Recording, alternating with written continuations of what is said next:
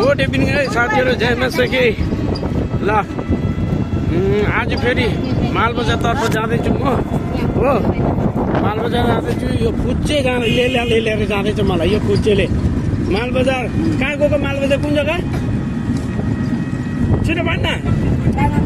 राङ्गामाटी आज मलाई डुलाउँदैछ है यसले। हो राङ्गामाटी घुमाउँछ अरे हो। यो चाहिँ रुँदैछ हावामा। ए राङ्गामाटी उतै पर्छ यो हो, रुँदैछ यो। कुनै के भएको? खुसी खुसी हामी जाँदैछौँ मालबजारबाट। फेरि अर्को टोटो पक्रिनुपर्छ होइन? यो अटोमा जानुपर्छ। ल अटोमा जानुपर्छ है। यो चाहिँ हामी बाख्राकोट रुट भएर ओत्लाबाडीदेखि मालदेखि जाँदैछु है त। ल साथीहरू अपडेट म पुगेर दिन्छु है। मालबजार पुगेर अब एकैचोटि।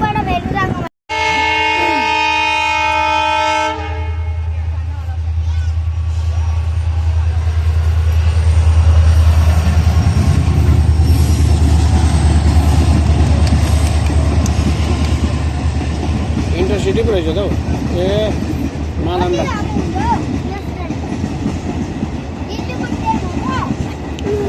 दिल्ली जाने यो मालबजार स्ट्यान्ड। मालबजार म आइसकेको छु। यहाँबाट सिधा सिलगढी जान्छ है। यो जयगाउँ यताबाट यो अटोमा म यसरी राङ्गामाटी जाँदैछु। यो अटो छ, बसिसकेको छ सबैजना। अब केही क्षणमा नै परको राङ्गामाटी उकालो जाने बाटोकोलाई म तपाईँलाई देखाउँदै लानेछु है त। ल फिलहाल मालबजारमा छु। मालबजारबाट गाडी छुटिसकेको छ यो राङ्गामाटीको लागि।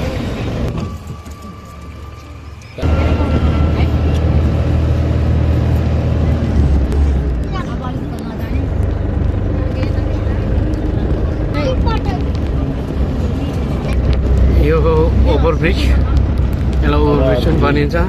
हामी राइट साइडबाट चाहिँ हामी राङ्गामाटी जान्छौँ। यो उकालो चाहिँ राङ्गामाटी जान्छ हामी। यो ल यो ठाउँ उकालो ल राङ्गामाटीतर्फ पसेको त हामी प्रवेश गर्दैछौँ Rangamati. Straight go to Rangamati है।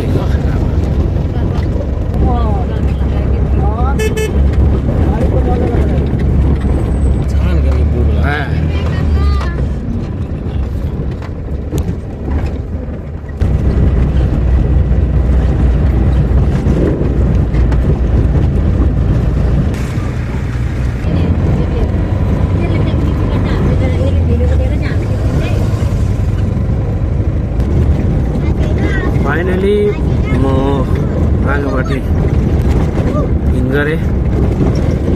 राङ्गामाटी आइसकेको छु मित्रहरू। यो हो राङ्गामाटी टी स्टेट छिगाडा राङ्गामाटी। त्यो भित्रको बाटो है। यहाँबाट हामी यस्तो भएर जानुपर्छ यो बाटो। यहाँबाट छिटो है हामी यहाँ मात्रै।